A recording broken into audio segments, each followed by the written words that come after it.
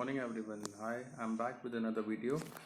Today's video is based on what is GDP, gross domestic product of a nation. It is a very important term regarding the economy and tells a lot about a country, its prosperity, its growth, everything.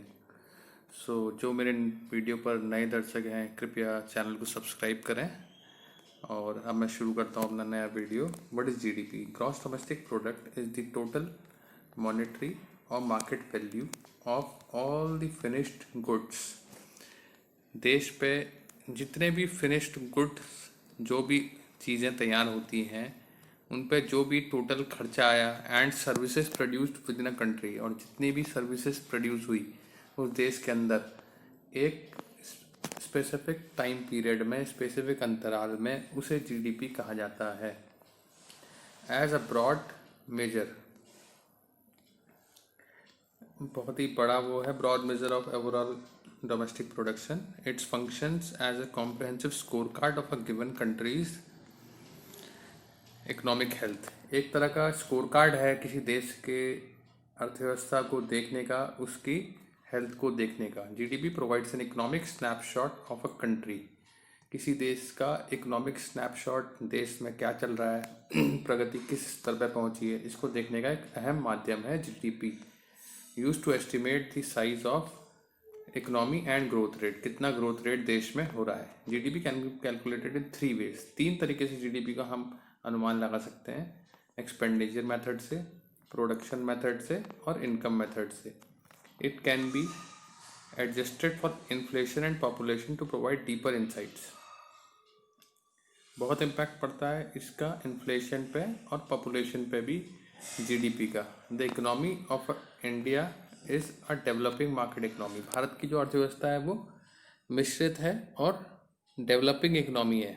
It is the world 5th largest economy in terms of nominal GDP. देश की, विश्व की 5वीं सबसे बड़ी अर्थव्यवस्था में भारत का नाम आता है। अब हम बात करेंगे कि जीडीपी की ग्रोथ पिछले कुछ सालों में कैसी रही है भारत में।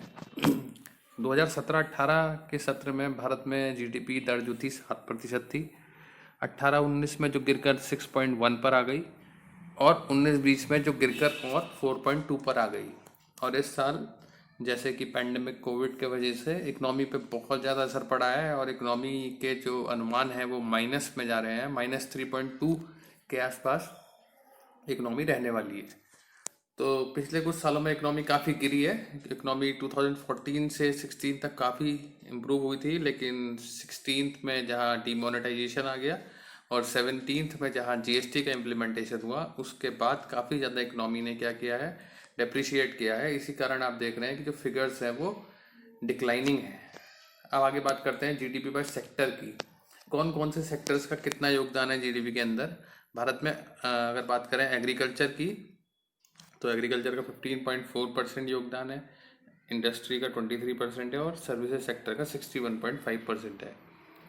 अब बात करेंगे इकोनॉमीज 2020 में कैसे चल रही हैं, कौन सी इकोनॉमी कहाँ स्टैंड करती है। नंबर 1 पे आपकी इकोनॉमी जो है यूएस की है, सेकंड पे चाइना है, थर्ड पे आपका जापान है, फोर्थ पे आपका जर्मनी, फिफ्थ पे इंडिया आता है। इसका आपको साइज भी दिखाया गया है, कितना ट्रिलियंस की कौन सी इकोनॉमी है। ये देखिए, जैसे यूएस की 21.4 ट्रिलियन की इकोनॉमी है, चाइना 14.1 पर है, जापान 5.2, 3.9 पे जर्मनी है और 2.9 पे इंडिया है।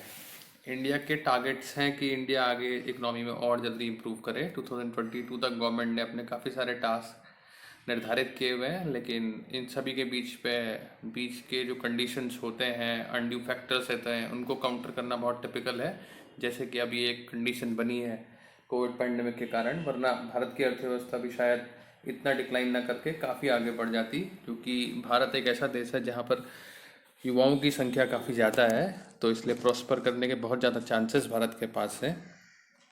तो आशा करता हूँ आपको इस इलस्ट्रेशन से जीडीपी के बारे में काफ़ी कुछ समझ में आया होगा, और आप लोग सब आईपीएल आजकल एंजॉय कर रहे होंगे। कल से आईपीएल स्टार्ट हो चुके हैं।